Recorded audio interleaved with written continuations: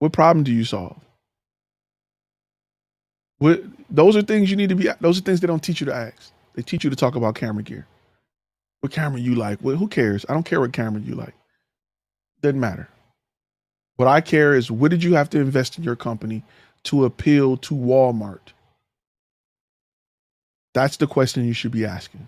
Instead of where you going to get clients? Where the clients at? You ever have a friend to come in like, where the girls at, bro? I don't know. Are you serious? If I take you to them, you're not gonna do nothing but look at them anyway. You ain't gonna approach one and say, "Hey, how you doing? My name is such and such." You're just gonna be like, "Man, she cold. Man, she."